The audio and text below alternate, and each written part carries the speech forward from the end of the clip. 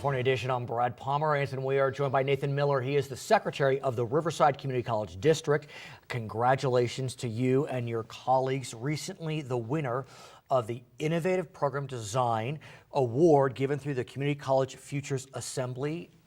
I'm rendered speechless. I'm very proud of all of you. What was the program in which you received the honor? It was a program that Norco College designed, and they did it in collaboration with the Corona-Norco Unified School District. And basically, it's data sharing. One of the things that they were most amazed with was the fact that we actually worked with a K-12 school district. Right. They don't see that anywhere.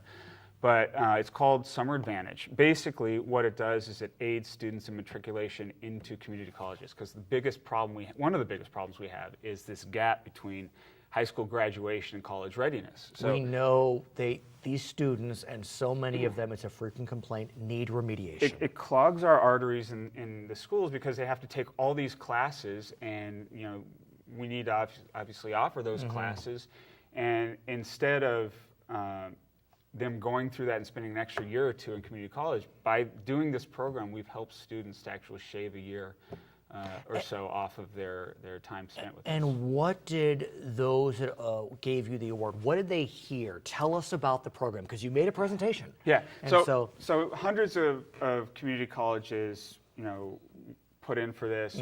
We were selected as a finalist amongst 10 community colleges.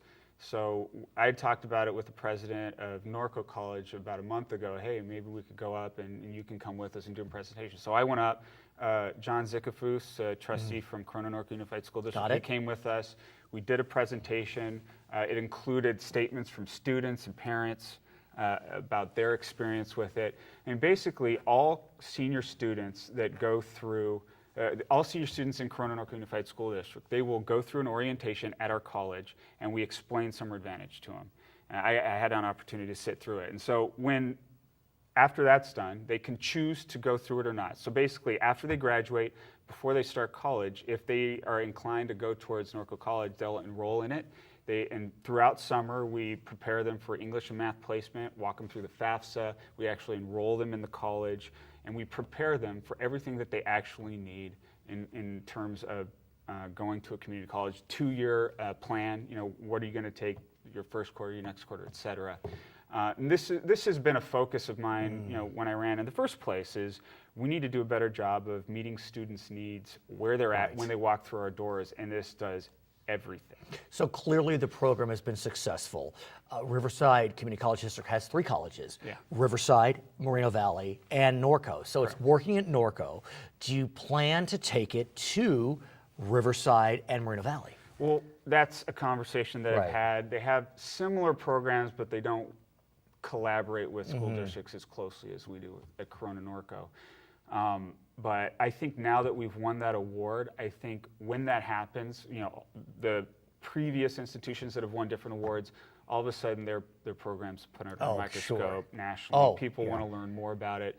We had a lot of people asking us questions about it. They were very interested in how it worked, how we got Corona-Norco to work with us, because sharing data isn't something that school districts... Well, but it makes sense. I mean, it does. I can't imagine why you wouldn't want to smooth that transition. Yeah. Because in the end, like you said, it clogs the arteries. And so you have adults spending more time at community college than they should. And then that increases dropout rates and can, decrease the possibility of matriculation to a CSU We're at the threshold where students come to our doors, and they can, for a lot of these students that are that have needs, and they can either, prepare themselves to be successful, or we can miss that opportunity, and who knows what's going to happen to them if they walk away. What about taking this approach and looking at it slightly differently, which is Norco or any community college working with the Unified School District to try to make sure that these kids come prepared? Because in the end, I mean, I've heard a lot of trustees say it's frustrating because K-12, they get the lion's share of the funding. The importance of the collaboration is really figuring out where they're at in math and English when they walk away, and how that compares to what we're teaching those students when they walk through our doors, when they're supposed to be at college level readiness, and bridging that gap. And that's one of the things that the program did. How long has the program been in place. About 3 years. Do you have statistics yet as to success rates? Yeah, so we have statistics. I don't have them. No, with no, me no, right no. now, But what do you know? But we know that the students that are going through Summer Advantage, overwhelmingly, I think, like 3 to 1, Right. finishing their classes successfully as compared to students that haven't.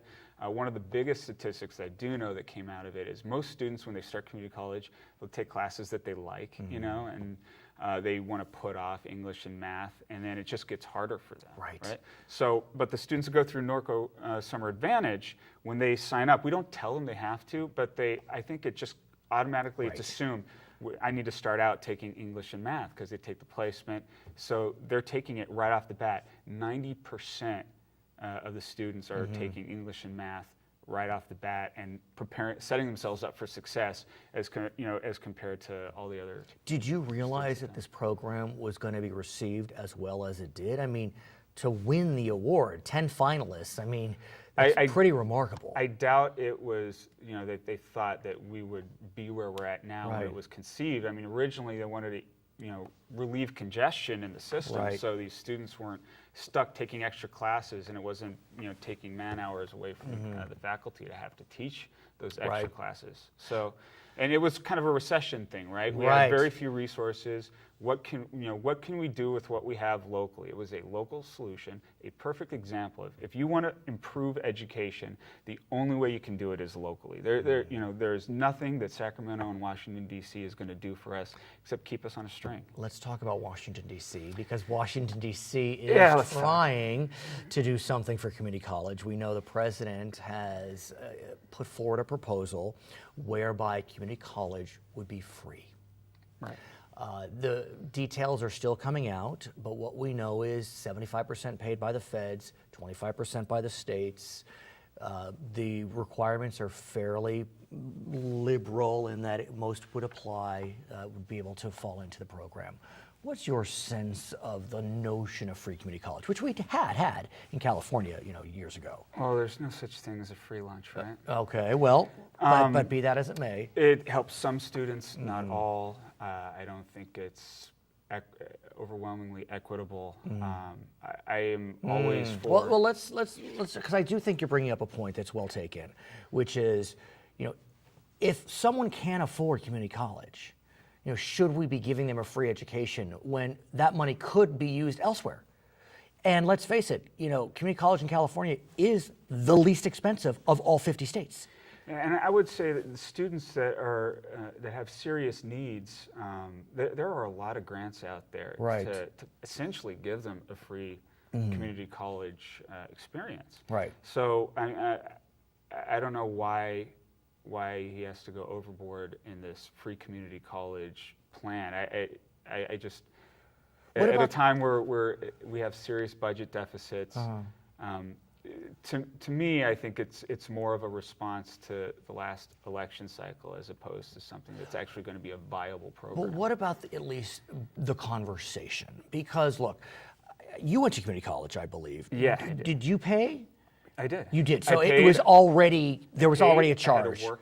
Right. I had nobody to hold my hand through it. I had to work through because I think college. that maybe even before I was college bound, I didn't attend community college. I went straight through. That it was free, and so it was much lower cost. I think it was lower cost per unit by like $30 or something. But is the conversation worth having, or do you think that really is this is just political jockeying, or both?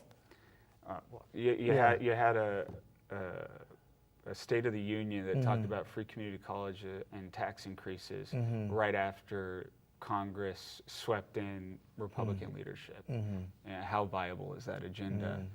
In working with Congress, I just see it more as just political jockeying. Okay. His name is Nathan Miller. He is the secretary of the Riverside Community College District. My name is Brad Pomerance. We thank you so much for watching California Edition.